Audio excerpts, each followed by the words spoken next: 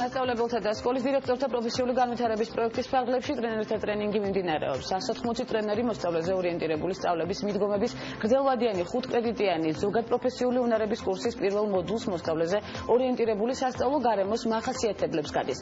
ტრენინგის გავლისას ტრენერები მოსწავლის როლს მოირგებენ, რათა კარგად გაითავისონ მოდულის შინაარსი, ის პედაგოგიური მიდგომები, მეთოდები და აქტივობები, რომლის დანერგვასაც ტრენინგ მოდული ისახავს მიზნად.